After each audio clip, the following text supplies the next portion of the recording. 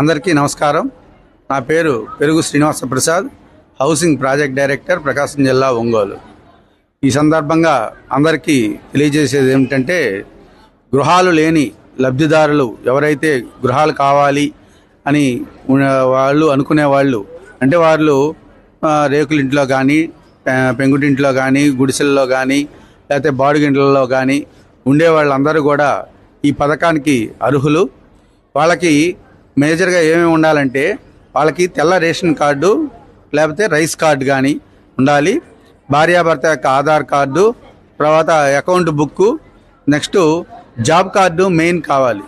Job card లేని వాళ్ళు సంబంధిత మీ పంచాయతీ సెక్రటరీని కానీ, లేకపోతే మండలంలో ఉండే ఏపీఓని కానీ, ఎంపీడీఓని కానీ కలిస్తే మీకు 24 గంటల్లో జాబ్ కార్డు ఇవ్వడం జరుగుతుంది.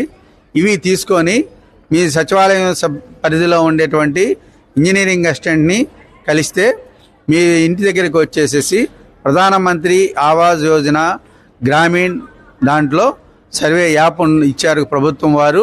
ఆ యాప్లో మీ స్థలం దగ్గరికి, మీరు ఎక్కడైతే ఇల్లు కట్టుకోబోతున్నారో అక్కడికి వచ్చేసేసి మీ యొక్క ఫేస్తో పాటు ఫేస్ ఐడెంటిఫికేషన్తో మీరు లబ్ధిదారులు కూడా ఉండాలి. వాళ్ళతో అక్కడ సర్వే యాప్ నందు నమోదు చేయబడుతుంది. చేసిన తర్వాత అవన్నీ గవర్నమెంట్ ఆఫ్ ఇండియా సైట్లోకి వెళ్ళిపోతాయి. తర్వాత వీళ్ళు ఎవరైతే ప్రభుత్వం నుంచి, మన కేంద్ర ప్రభుత్వం నుంచి మనకి అలాట్ అయ్యే దాన్ని బట్టి రాష్ట్ర ప్రభుత్వం వారు అన్నీ కూడా వరుసగా ప్రాధాన్యత క్రమంలో గృహాలు మంజూరు చేయడం జరుగుతుంది. ఈ యాక్చువల్గా ఇది సర్వే అనేది ఎప్పుడో క్లోజ్ అయిపోయినా కానీ మన ప్రభుత్వం వారు, రాష్ట్ర ప్రభుత్వం వారు కేంద్ర ప్రభుత్వంతో మాట్లాడి వాటికి సర్వేకి మళ్ళీ టైం ఎక్స్టెన్షన్ చేసి 5వ తారీఖు దాకా దీనికి అవకాశం ఇవ్వడం జరిగింది. కాబట్టి ఎవరైనా లబ్ధిదారులు అందరూ కూడా ఎవరికైతే గృహాలు కావాలనుకుంటారో, ఇప్పుడే కాదు రాబో 1 సంవత్సరం 2 సంవత్సరాల్లో కూడా ఇల్లు కట్టుకుంటాము అనుకునే లబ్ధిదారులందరూ కూడా వాళ్ళు సంబంధిత సర్వేయర్ అని అంటారు, గ్రామంలో ఇంజనీరింగ్ అసిస్టెంట్ కానీ వాళ్ళని నియమించడం జరిగింది. వాళ్ళని కలిస్తే మీ స్థలం దగ్గరికి వచ్చి అవన్నీ కూడా అప్డేట్ చేయడం అవుతుంది.